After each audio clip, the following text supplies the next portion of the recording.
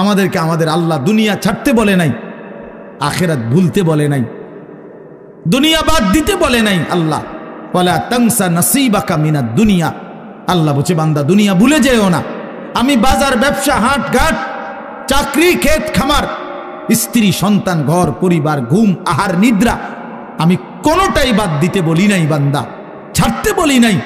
আমি আল্লাহ তোমাদের জিন্দিগি বানাইছি দুইটা, একটা হলো দুনিয়া আর একটা হলো আখিরাত। দুনিয়া তুমি কর্ম করবা আর আখিরাতের জন্য আমল করবা। দুনিয়া কর্ম, আখিরাত তোমার ধর্ম। দুনিয়ার জন্য করবা কর্ম, আখিরাতের জন্য করবা ধর্ম। তো ধর্ম এবং কর্ম, কর্ম এবং ধর্ম মিলবে, তোমার গন্তব্য জান্নাতি হবে। তাইলে এখন হুজুর একটা আশ্চর্য সুন্দর কথা কইছে যে আল্লাহ বলছে বান্দা দুনিয়া তোমার কর্ম, আখিরাতের জন্য তোমার ধর্ম। কিন্তু আখিরাত লম্বা সময়, দুনিয়া স্বল্প সময়।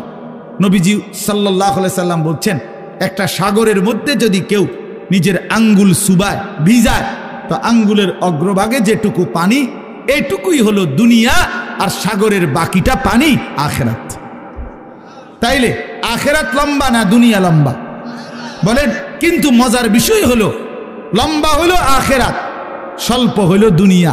কিন্তু আল্লাহ তাআলা আমার হায়াত, আমার সময় স্বল্প দুনিয়ার জন্যই দিছেন বেশি, আর অনন্তকালের আখিরাতের জন্য আমল চাইছেন অল্প অল্প। সকাল 6টা বাজে 4 রাকাত ফজরের নামাজ, তাহলে 10 মিনিটের বিষয়। আবার দুপুর 1:30টা বাজে 10 রাকাত জোহরের নামাজ, 20 মিনিটের সময়।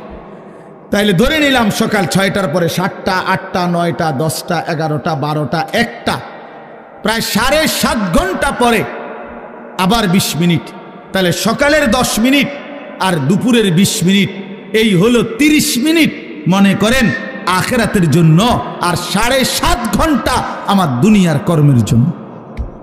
তাহলে স্বল্প সময়ের দুনিয়ার জন্য আমারে সুযোগ দিলেন বেশি, অনন্তকালের আখিরাতের জন্য আমলের জন্য চাইলেন আমার কাছে অল্প সময়। এটাও আল্লাহর জন্য আমরা দেব না? এটা ইনসাফ হইল? এটা বিবেকের দাবি হইল ভাইয়া? অতএব আমি অনুরোধ করছি, মেহেরবানি করে আমরা ভাবতে শিখি। আরে এই বাচ্চা লাগাই দিলেন কেন আপনারা, আবার নামাই দিলেন কেন?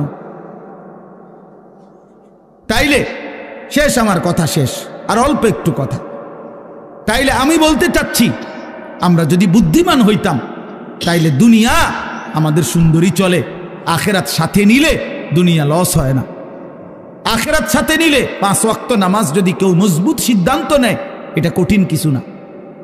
হালাল উপার্জনের কেউ সিদ্ধান্ত নিলে এটা কঠিন কিছু না। চরিত্র হেফাজতের সিদ্ধান্ত নিলে খোদার কসম এটা কিছুই না। আল্লাহ তাআলা হাদিসে কুদসিতে আছে, ওয়াদা দিছে, কেউ যদি আমি আল্লাহর ভয়ে চোখ হেফাজত করে, আমি তার দিলের মধ্যে ইমানের এমন স্বাদ দেব যে নগদ ইমানের মজা সে পাইতে থাকবে। খোদার কসম, এটা হাদিস। মান তারাকাহা মাখাফাতি আবদালতুহু ঈমানান ইয়াজিদু হালাওয়াতাহু ফি কলবি। তাহলে গুনাহ ছেড়ে দিলে, আল্লাহকে মেনে নিলে, আল্লাহর ইবাদত করিলে খুব কঠিন কিছু না, খুব কঠিন কিছু না। এই জন্য প্রিয় ভাই আমার, বাপ আমার, এই শেষ বেলায় আমি এই অনুরোধটাই করতে চাই, আমরা যদি বুঝি আখিরাত আমাদের জিন্দেগি, পরকালের জন্যই আমাদের প্রস্তুতি। আল্লাহর কথা হচ্ছে, কোরআনের কথা হচ্ছে, ওলামায়ে কেরাম নসিহত করতেছেন, এই সময়ও যদি আমার দিল আন্তরিক না হয় তো আর হবে কখন? আর হবে কখন? কোরআনুল কারীমের মধ্যে আছে, আল্লাহ তাআলা বলেন, ফাবিআইয়ি হাদিসিন বা'দাহু ইউমিনুন। আল্লাহ তাআলা বলেন, বান্দা এই কোরআনের চাইতে দামি আর কোন কথা বললে তুমি বিশ্বাস করতা? তুমি বলো। আল্লাহ নিজে জানতে চাচ্ছে আমাদের কাছে। ফাবিআইয়ি হাদিস, 23টা বছর আমি আল্লাহ কোরআন নাজিল করলাম, সর্বশ্রেষ্ঠ ফেরেশতাকে দিয়ে নাজিল করলাম, জিবরাইল, সর্বশ্রেষ্ঠ রাসূলের কাছে নাজিল করলাম, 23 বছর নাজিল করলাম, 30 পারা কোরআন নাজিল করলাম। আল্লাহ তাআলা জানতে চাচ্ছে আমাদের কাছে, বান্দা বলো না এরপরে এর চাইতে দামি আর কোন কথা বললে তুমি ঈমান আনতা, বিশ্বাস করতা, মেনে নিতা? তুমি বলো, তুমি বলো। এজন্য কোরআনুল কারীমের প্রতি আন্তরিক হওয়া, আল্লাহর কথার প্রতি সর্বোচ্চ মনোযোগী হওয়া, এটা আল্লাহর আদেশ, কোরআন শরীফের আদেশ এটা। ওয়া ইদা কুরিআল কুরআনু ফাসতামিউ লাহু ওয়া আনসিতু লাআল্লাকুম তুরহামুন। আল্লাহ তাআলা কোরআনে বলছে যখন কোরআন পড়া হয় তখন তোমরা ফাসতামিউ লাহু মনোযোগ দিয়ে শোনো, এবং ওয়া আনসিতু চুপ থাকো, লাআল্লাকুম তুরহামুন অবশ্যই তোমাদের উপরে রহমত বর্ষিত হবে। তাইলে দোস্ত এটা জরুরি, একজনই শুনুক আমার কোনো অসুবিধা নাই, কিন্তু মনোযোগ দিয়ে শুনুক। গাফেল কোনোদিন লাভবান হয় না। এ খামখেয়ালি করতেছে, কেন হাসে, কেন কাঁদে। এখন মনে করেন রাত 11টা বাজে, এখন এত রাত্রে বুট খাওয়ার কি যুক্তিকতা না? কথার কথা, ইনসাফ করে বলেন ভাইয়া, মস্কারি করো না, ভাবতে শেখো। একটা বিবেক কি বলে রাত 11টা বাজে, এটা কি যৌক্তিকতা হইতে পারে? আল্লাহর কথার প্রতি খামখেয়ালি, এই অপদার্থই থেকে যায়। এই জীবনেও কোনোদিন জিন্দিগি সুন্দর হয় না, গাফেলের জীবন কখনোই সুন্দর হয় না। এই খামখেয়ালি আর কি, অবহেলা। কোরআন শরীফে আছে, আল্লাহ তাআলা স্পষ্ট বলছেন যত লোক জাহান্নামী হবে, সমস্ত জাহান্নামী ব্যক্তির একত্রিত পরিচয় আল্লাহ বলছেন উলাইকা হুমুল গাফিলুন, এরা মূলত গাফেল। এজন্য ভাইয়া বুট বাদামও খাইও না। আমার কথা হলো অল্প সময় দিল দিয়ে আন্তরিকতা নিয়ে নিজের ভালো, নিজের কল্যাণের জন্য আল্লাহর কথা শুনলে বরকত হবে, আল্লাহর কথা শুনলে বরকত হবে। লাআল্লাকুম তুরহামুন, আল্লাহ বলছে মনোযোগ দিলে, চুপ থাকলে আমি আল্লাহ তোমাদের উপরে রহমত বর্ষণ করব, রহমত বর্ষণ করব। কোরআন শরীফে আছে স্পষ্ট, ওমান আযলামু মিম্মান যুক্কিরা বিআয়াতি রাব্বিহি সুম্মা আ'রাযা আনহা। তার চাইতে বড় জালেম, পাপী আর কেউ হইতে পারে না, যার সামনে আল্লাহর কোরআন তেলাওয়াত করা হয় অথচ সে তার থেকে বিমুখ, অমনোযোগী। খোদার কসম আল্লাহ বলছে সে সবচেয়ে বড় জালেম। ইন্না মিনাল মুজরিমিনা মুনতাকিমুন, আল্লাহ বলেন এমন পাপী, এমন নাফরমান থেকে আমি নিজে প্রতিশোধ নেব, প্রতিশোধ নেব। তার মানে জীবনভর আল্লাহ তাআলা এটা ওয়াদা দিয়ে রাখছে, আমার কথার প্রতি অবজ্ঞা করলা, তোমার প্রতিশোধ আমি নেব, তোমার বরবাদি তুমি দেখবা নিশ্চয়। এই জন্য আমরা আন্তরিক হওয়া চাই আল্লাহর কথার প্রতি। কোরআনুল কারীমের মধ্যে আছে তাকশাইরু মিনহু জুলুদুল্লাযীনা ইয়াখশাউনা রাব্বাহুম। আল্লাহ পাক নিজে বলছে কোরআনুল কারীমের বৈশিষ্ট্য, কোরআন যখন মুমিন শুনবে তো যাদের কলিজার ভিতরে আল্লাহর ভয় আছে তাদের শরীরের চামড়া পশম সহ দাঁড়িয়ে যাবে, শিহরে উঠবে শরীর, সারা দেহের চামড়া নড়ে উঠবে। আল্লাহর কোরআনের বৈশিষ্ট্য এটা। হাদিসের মধ্যে আছে আল্লাহ নবী সাল্লাল্লাহু আলাইহি সাল্লাম হযরত আব্দুল্লাহ ইবনে মাসউদ বলছেন, আমি নবীজির সামনে কোরআন পড়ে শুনাইলাম, নবীজিকে শুনাইছেন উনি। তিনি বলেন আমি 40 আয়াত একটানা নবীজির সামনে তেলাওয়াত করলাম, মাথা নিচের দিকে নামাইয়া। 40 আয়াত পড়ার পর নবীজি আমাকে বললেন হাসবুকাল আন, এখন থামো। এই লাল শার্ট, এই যে খুঁটির মধ্যে হেলান দিয়ে আছো তুমি, তুমি সরো এখান থেকে, ফালতু কোথাকার বেটা, ফাইজলামি করো কেন এখানে? তোমারে তো বাধ্য করে নাই কেউ, ফাইজলামি না থামলে বাইরে যাও। মস্কারি করে অনেকে আছে এমন গাদ্দার যে হুজুর আমি কোনোদিন কারো কথা শুনি না, আপনি বললে হবে কি? কথা বোঝেন নাই? সাবধান ভাইয়া, আমার কোনো আপত্তি নাই, তুমি চলে যাও, কোনো সমস্যা নাই। গাফেলকে বলে কোনো দরকারই নাই আমার, কিন্তু আল্লাহর কথার প্রতি মনোযোগী হইতে হবে। প্রতি ঘন্টা আমারও, প্রতি ঘন্টা আপনারও, প্রত্যেক মিনিট আমারও, প্রত্যেক মিনিট আপনারও। যে হায়াত আপনার যায় সেই হায়াত আমারও যায়, প্রত্যেক সেকেন্ড আমারও যায় আপনারও যায়। এক বুজুর্গকে আমরা কিতাবে পড়ছি, কিমাতুজ জামান ইনদাল উলামা, একটা প্রসিদ্ধ আরবি কিতাব আছে ওলামায়ে কেরামের নিকট সময়ের মূল্য। ওই বইতে আছে এক বুজুর্গকে এক ব্যক্তি আইসা বলছে, হজরত আপনার সাথে আমি একটু কথা বলতে চাচ্ছি। হজরত বললেন, কোনো দিনই মাসআলা? বললেন, না, এমনিই একটু কথা বলবো। উনি বলছেন, তাহলে তুমি সূর্যকে যেটুকু সময় তুমি কথা বলবো ওইটুকুর জন্য থামায় রাখো। কসম, আমরা কিতাবে পড়ছি। উনি বলছে, তুমি সূর্যকে থামায় রাখো, যেটুকু সময় তুমি আমার সাথে কথা বলবা ওইটুকু সময়ের জন্য যদি তুমি সূর্যের গতি থামায় রাখতে পারো তাহলে কথা বলতে পারো, নাই তো আমার এইটুকু সময় তুমি নষ্ট করার কোনো অধিকার রাখো না। এই 20 মিনিট তো আমার সময়, তুমি আমার সেই 20 মিনিট নষ্ট করবা কেন? এই আধা ঘন্টা তো আমার টাইম, তুমি আমার হায়াতের আধা ঘন্টা নষ্ট করবা কেন? হ্যাঁ, প্রয়োজনীয় মাসআলা হলে বলতা, শুধু শুধু কথা, শুধু শুধু কি জামা এটা জাফানি টরে কত দিয়া লইছেন? 260 টাকা। ধুর মিয়া, 220 টাকা দিয়া সিল্লাইয়া বেছে।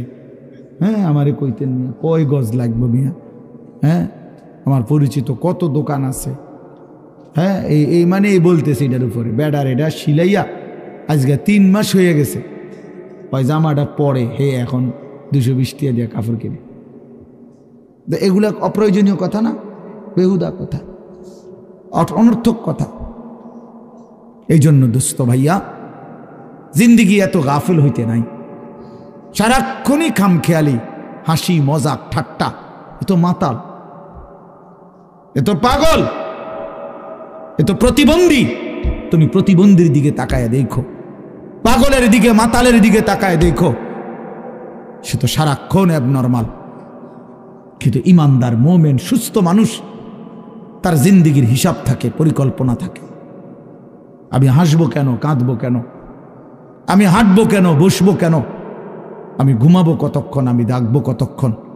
আমার যদি জিন্দিগির কোনো হিসাব কিতাব না থাকে, এ তো অসুস্থ, এ তো পাগল মাতাল ভাইয়া। জিন্দিগি যার কোনো লক্ষ্য উদ্দেশ্য নাই, টার্গেট নাই, গন্তব্য নাই, কোত্থেকে আসলাম, কেন আসলাম, কে আমারে বানাইলেন, কেন বানাইলেন। আহা, এটা কি কোনো জিন্দিগি ভাইয়া? বলো ছেলেরা, রাতের বাজে 3টা তুমি ঘুমাও না, দিনের বাজে 10টা তুমি ওঠো না, এটা কি জিন্দিগি? রাত 3টা বাইজা গেছে তুমি ঘুমাচ্ছ না কেন? সকাল 10টা বাইজা গেছে তুমি উঠছো না কেন? তোমার ঘুমেরও কোনো সিস্টেম নাই, উঠারও কোনো সিস্টেম নাই। সারা রাত উলঙ্গ ছবি দেখে, নারী দেখে, জিনা ব্যভিচারের দৃশ্য দেখে নাফরমান ঘুমায় আছে। সকাল 10টা বাইজা গেছে, উঠারও কোনো নাম নাই। আহা, আল্লাহর নবী সাল্লাল্লাহু আলাইহি ওয়াসাল্লাম বলছেন, খোদার কসম, নবীজি বলছেন যে ফজরের নামাজ পড়ে না সে খবিস। খবিস, এটা খবিস, খবিসান নফস। ওই ব্যক্তি খবিস, কাসলান, অলস। নবীজি বলছেন, যাকা রাজুলুন বালা শাইতানু ফি উযুনাইহি, যে ফজরের নামাজ পড়ে না শয়তান তার 2 কানে পেশাব করে দেয়। শয়তান পেশাব করে দেয়। নবী সাল্লাল্লাহু আলাইহি ওয়াসাল্লাম বলেন, ফজরের নামাজ না পড়ে যেই নাফরমান ঘুম থেকে জাগে, ঘরের বাইরে বের হয়, সে শয়তানের, ইবলিসের পতাকা নিয়ে বের হয়। রায়াতুশ শাইতান, শয়তানের পতাকা নিয়ে বের হয়। এজন্য দোস্ত, আমরা এটা বোঝা উচিত। আমার কথা, প্রথম কথা এটা প্রত্যেকেই বোঝা উচিত, আমি মুসলমান, আমার একজন আল্লাহ আছেন, আমার শ্রেষ্ঠ রাসূল আছেন, আমার একটা কিতাব কোরআন আছে, আমার একটা ধর্ম ইসলাম আছে। 4টি সর্বশ্রেষ্ঠ নিয়ামত আমার আছে। আল্লাহ আমার রব, মুহাম্মদ সাল্লাল্লাহু আলাইহি সাল্লাম আমার রাসূল, কোরআন আমার কিতাব, ইসলাম আমার ধর্ম। এই 4টি সর্বশ্রেষ্ঠ নিয়ামত থাকার পর আমি পথহারা হব কেন? তুমি চরিত্রহীন হবা কেন? তুমি দুশ্চরিত্র হবা কেন ভাইয়া? কিসের অভাবে নষ্ট হয়ে গেল? কিসের অভাবে? খোদার 365 দিনের 1 বছরে তোমরা যেই ছেলে কোনোদিন ফজরের নামাজ পড়লা না, প্রিয় ভাই ইনসাফের সাথে বলো এটা মুসলমান? মুসলমানের বাচ্চা তো নিকৃষ্ট হয়। তুমি কোনো মায়ের ঘরেও জন্ম নিছো, মুসলমানের ঘরে 365 দিনে খোদার 1 বছর কোনোদিন মনে পড়লো না ফজরের নামাজের কথা? মুসলমান এত বড় গাদ্দার হয়? মুসলমানের বাচ্চা এত বড় নাফরমান হয়? আহা, আফসোসের বিষয়। ওই মা যে 2 বছর দুধ পান করাইলেন এই জন্যই, মা যে 9টা মাস পেটে ধারণ করলেন এই জন্যই, এক মা তার সন্তানকে বুকে ধরায়া দুধ পান করাইছে 2 বছর, এই আশায় যে 16 বছর বয়সে আমার ছেলেটা দিন রাত উলঙ্গ ছবি দেখবে, নারী আর ছবি আর মাতালের মতো জিন্দিগি কাটাবে। এই ছিল মার স্বপ্ন, এই ছিল মায়ের গর্ভে ধারণ, এর উদ্দেশ্য। ইনসাফ করো ভাইয়া, ইনসাফ করো দয়া করে। দোস্ত, তোমার ভালো তোমাকেই বুঝতে হবে, তোমার কল্যাণ বুঝার তোমাকেই বুঝতে হবে। এই পৃথিবী স্বার্থপর, স্বার্থপর এই দুনিয়া। কেউ কাউরে মনে রাখে না, কেউ কাউরে মনে রাখে না, কেউ কাউরে মনে রাখে না। এই দুনিয়া, আমার যেদিন মৃত্যু হবে সেদিনও পৃথিবীতে আলো উঠবে, সূর্য উঠবে। এই রং তামাশার এই দুনিয়ার ব্যস্ততার এই ফুর্তি চলতেই থাকবে, কিন্তু আমি কবরে চলে যাইতে হবে। এজন্য আমাদের প্রত্যেকেই এটা ইনসাফের সাথে ভাবা উচিত। অনিবার্য এক বাস্তবতা, প্রিয় ভাই, চিরন্তন এক সত্য যে আমাকে মরতে হবে। পৃথিবীর কোনো যুক্তি, কোনো বিশ্লেষণ, কোনো শক্তি, কোনো ক্ষমতা, কোনো বাহাদুরি দিয়েই যেহেতু মৃত্যুকে আমি আড়াল করতে পারবো না, কবরকে আমি ঠেকাইতে পারবো না, অতএব যেই পরিস্থিতির মুখোমুখি আমাকে হতেই হবে, বুদ্ধিমান বিবেকবান উচিত সেজন্য নিজে প্রস্তুতি নাও। যেহেতু কবরে যেতেই হবে আমাকে, কোনো যুক্তি নাই বলে আমি বুঝি নাই, না না বুঝলেও মরে যাবে, খেয়াল না করলেও মরে যাবে, হাসলেও মরণ, কাঁদলেও মরণ। সুখের অট্টালিকাতেও মৃত্যু হয়, জীর্ণ কুঠির কুড়ে ঘরেও মৃত্যু হয়। জীবনে যে কোনোদিন সুখ দেখে নাই সেও মরে যাবে, জীবনে যে কোনোদিন দুঃখ দেখে নাই সেও মরে যাবে। তাহলে ভাইয়া বাপ, যে মৃত্যু আমাকে বরণ করতেই হবে, যেই কবরে আমাকে যেতেই হবে, কোনো ফাঁক ফুক নাই, কোনো সাইড নাই, তাহলে তার জন্য প্রস্তুতি নেওয়া, তার জন্য বাবা যে সেখানে আমার কি হবে, সেখানে আমাকে কি করতে হবে, খোদার কসম এতটুকু বিবেক বুদ্ধি খাটানো এটা একটা সুস্থ মানুষের দাবি, সুস্থতার দাবি, এটা ইনসাফের দাবি, বিবেকের দাবি। এতটুকু বিবেক যদি কাজ না করে, ধরে নিতে হবে তার আকলই নাই, দেমাগই নাই, দেমাগই নাই। এজন্য কুরআনুল কারীমে আল্লাহ তাআলা বলছে, নাফরমানের দিল আছে কিন্তু কিছুই বোঝে না, নাফরমানের কান আছে শোনে না, চোখ আছে দেখে না। এজন্য আল্লাহ তাআলা বলছেন, উলাইকা কাল আনআম, নাফরমান এক ধরনের জানোয়ার। প্রত্যেক পাপী হলো এক ধরনের জানোয়ার, নাফরমান জানোয়ার বেটা। আনআম চতুষ্পদ জন্তু, কারণ যার বিবেক কোনো কাজ করে না, বানানেওয়ালাকে চিনে না, সে চিনল কি? সৃষ্টিকর্তাকেই যে বোঝে না, খোদার কসম সে কিছুই বোঝে না, কিছুই বোঝে না। যার আল্লাহ নাই তার কিছুই নাই। আল্লাহকে হারিয়ে সব পেলেও কিছু পায় হয় না, আল্লাহকে পেয়ে সব হারালেও কিছুই হারায় না। জুতু মেরা তু সব মেরা। আমি এই জন্য অনুরোধ করছি, আলহামদুলিল্লাহ যথেষ্ট বয়ান হয়েছে। আমরা রাত গভীরে ইনসাফের সাথে এই যে কয়জন আমরা বসছি, প্রত্যেকের কাছে আমার কথা এটা, আমরা ভাবা উচিত। ইস্তাফতি কালবাক, নবী সাল্লাল্লাহু আলাইহি ওয়াসাল্লাম বলছেন, তোমার দিলকে প্রশ্ন করো, তোমার বিবেককে জিজ্ঞেস করো। এমনটাই হওয়া উচিত মুসলমান। তোমার বিবেক কি বলে? একটা ছেলে বেনামাজি, তুমি আইসা দাঁড়াইয়া বলো, ভাইয়া 1 মিনিট তুমি মাইক ধরে বলো, মুসলমান এমনই হওয়া উচিত। তুমি দোস্ত তোমার ধর্মের ব্যাপারে একটা লাইন বলো, তুমি বলো তোমার ধর্মের ব্যাপারে তুমি 1 লাইন বলো। তোমার রসুলকে এভাবে প্রত্যাখ্যান করা উচিত। কোনোদিন তোমার চুল নবী সাহাবী আউলিয়াদের মতো হবে না। কোনোদিন তোমার জামা পোশাক নবী সাহাবী আউলিয়াদের মতো হবে না। কোনোদিন তোমার চলাফেরা সাজগোজ নবী সাহাবী আউলিয়াদের মতো হবে না কোনোদিন। তাহলে কি যোগ্যতায়, কি কারণে আমরা মুসলমান? যাদের কপালে সেজদা নাই, তুমি কিভাবে মুসলমান? যার লেবাসে পোশাকে ইসলামের কোনো চিহ্ন নাই, তুমি কোন যুক্তিতে মুসলমান ভাইয়া? কোন যুক্তিতে মুসলমান? আল্লাহ নবী সাল্লাল্লাহু আলাইহি ওয়াসাল্লাম বলছেন, ফারকু মা বাইনানা ওয়া বাইনাল কুফরি আস-সালাহ, আমাদের মাঝে আর কাফেরের মাঝে পার্থক্য নামাজ।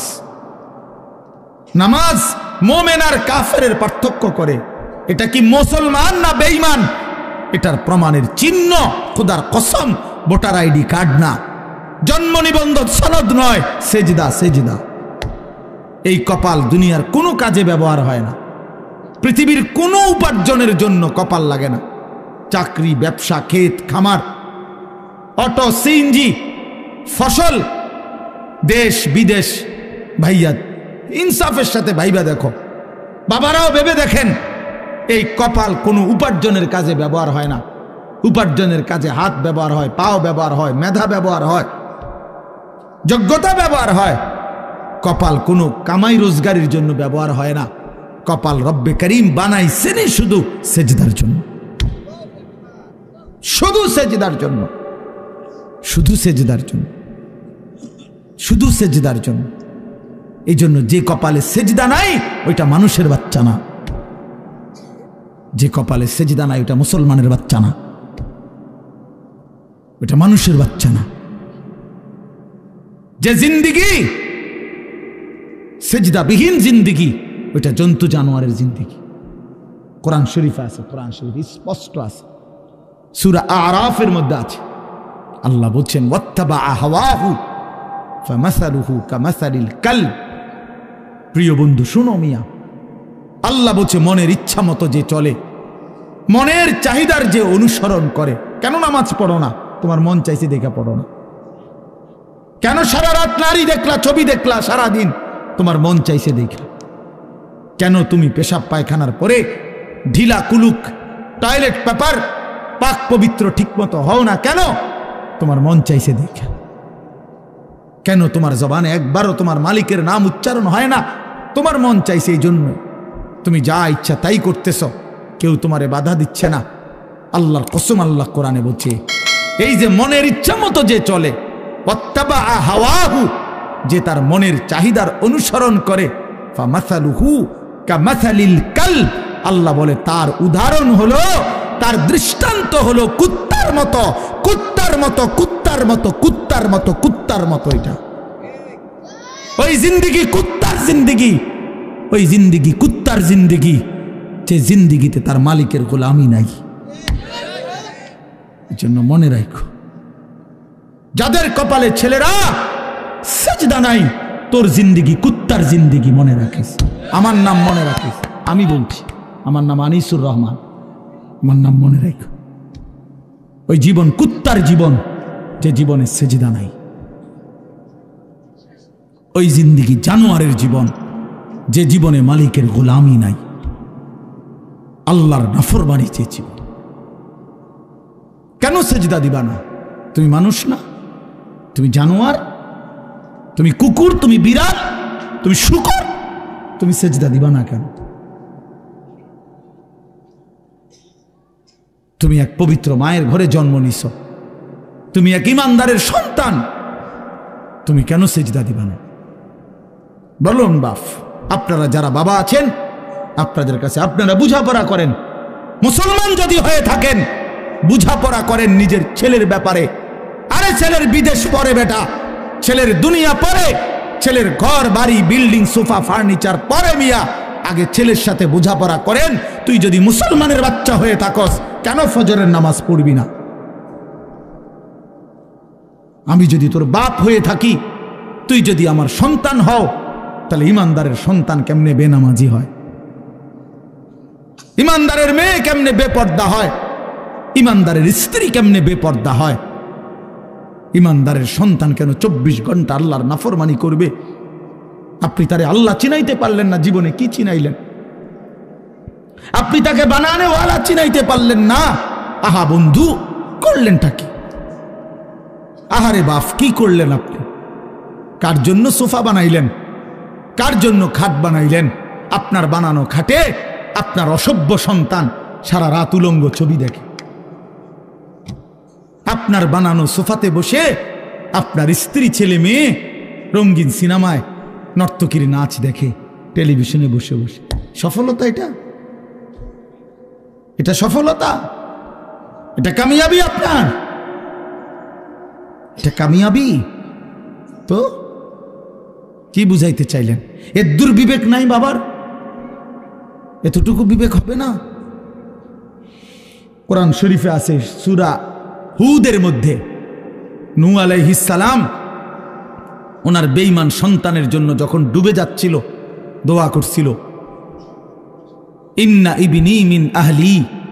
এই শব্দটা বলছিল নূহ নবী, আল্লাহ ওই যে ছেলেটা ডুবে যাচ্ছে এটা আমার পরিবার, আমার বংশধর, আমার সন্তান। এই কদ্দুর কথা শুধু কইছে, এর দূরে শুধু কইছে, আর কিচ্ছু বলে নাই যে আল্লাহ তারে মাফ করে দেন, তারে মুক্তি দিয়া দেন, তারে ডুবানির থেকে বাঁচাইয়া দেন, কিচ্ছু কয় নাই। এই কথা এখানে শুধু কইছে, আল্লাহ ওই যে ছেলেটা আমার পরিবার, আমার সন্তান। মানে মনের আবেগে আর কিছু কইতেছে না। কোরআন শরীফে আছে আল্লাহ তাআলা কোরআনের আয়াত নাজিল করছে, আল্লাহ ওয়াহি নাজিল করছে, ইয়া নূহ, হে নূহ, ইন্নাহু লাইসা মিন আহলিক, সাবধান ওটা তোমার সন্তান না। সরাসরি কোরআন শরীফ, এটা তোমার সন্তান নয়। ইন্নাহু আমালুন গায়রু সালিহ, এটা বেআমল, গায়রু সালেহ। আমলে সালেহকে কি বলে? নেক আমল বলে। তাহলে আমলে গায়রে সালেহ এটাতে কি বলে? বদ আমল। এটা আপনারা বুঝছেন না কথা? এটা সহজ কথা। আল্লাহ বলছে ও বদ আমল, ও নাফরমান, অতএব ও আপনার সন্তান না। এজন্য আমি পরিষ্কার ছেলেদেরকে বলি, বাবা তোরা যারা বেনামাজি, তুই মুসলমানের সন্তান না। মনে রাখিস বেটা, তুই লাওয়ারিস, তুই বেওয়ারিস, তোর কোনো মা নাই, তোর কোনো বাবা নাই, তোর কোনো পিতৃ পরিচয় নাই। মোবাইলের ওই নর্তকী তোর পরিচয়, মোবাইলের ওই উলঙ্গ নারী তোর পরিচয় হইতে পারে না। তুই কোনো মুসলমানের বাচ্চা না, ইমানদারের সন্তান নাফরমান হয় না। মনে রাখো। দেখো নারী, দেখো আরো দেখো, 16 বছর বয়সেই এত নারী দেখে ফেললা, 18 বছর বয়সেই এত উলঙ্গ ছবি দেখে ফেললা, বাকি জিন্দিগি কি করবা? বাকি জীবনটা কি করবা? সব তো দেখেই লাইলা, সব তো দেখেই ফেললা, পৃথিবী তো ভোগে করে ফেললা, এবার জাহান্নামে ফেলানো ছাড়া আর বাকি কি? সব তো দেখেই লাইলা।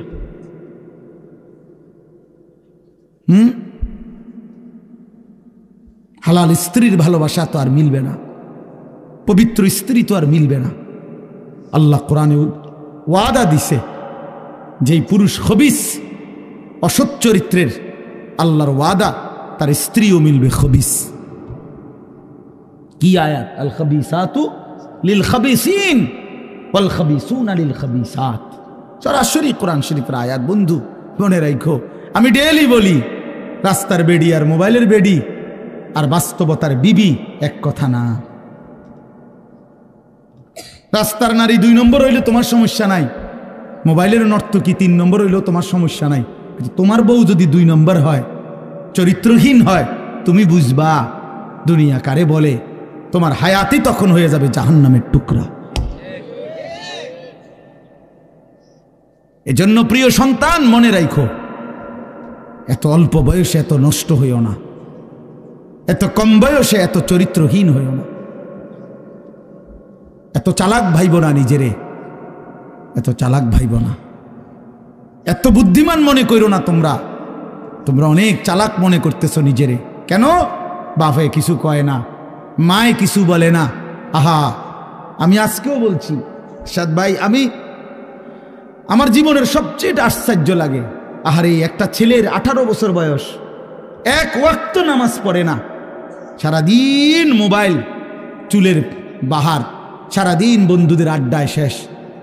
একটা মা, আপন মা, বাপ, আত্মীয় স্বজন, পাড়া পড়শি কেউ তারে কদ্দুর ডাকে না। কিরে বাবা, একটা ছেলে বাইবো ভাইয়া, তোমারে শুধু বলি, তুমি একটাবার ইনসাফের সাথে ভেবে দেখো, তুমি প্রতিনিয়ত গুনাহ আর অশ্লীলতার মধ্যে ডুবে যাচ্ছ, কিন্তু কেউ তোমারে কদ্দুর ডাকেও না। কিরে বাবা, তুই এরম করস কা? আরে তোর কি আল্লাহ নাই, আখেরাত নাই? তোর কি বাবা কবর নাই? কেউ তারে কদ্দুর মনে করায় না। এমন অভিশপ্ত হইল কেন? ইনসাফ কি বল, মানে ওরে কেউ ডাকে না কা? আপন মাও আপন সন্তানকে ডাকে না, বাবাও ডাকতেছে না, কেউ তারে ফিরাচ্ছে না। তোমারে সবাই ছেড়ে দিছে কেন বাবা? এর মূল কারণ মনে রাখেন, ছেলেরা বাপ মনে রাখো, যার উপরে আল্লাহর লানত পড়ে, খোদার লানত, তারে গোটা সৃষ্টি ঘৃণা করে।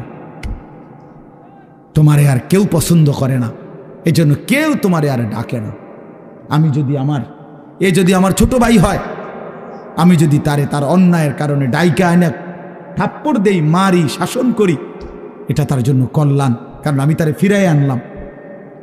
আরেক হইল আমি তার সাথে এতটা রাগ করলাম যে যা, তোর যেটা মনে কর তুই এটা কর, ফিসা দিয়া ফির তোর কপালে, তুই যা, আমি তোরে কোনোদিন ডাকবো না, বলবো না, ছুঁইবো না, যা মন চায় তুই যা কর। তো বাহ্যিক দৃষ্টিতে তো মনে হবে তারে মারি নাই, থাপ্পড় দেই নাই, কিন্তু তার তো অনন্তকালটা শেষ, তার ভবিষ্যৎটা শেষ, তার লাইফটা তো শেষ।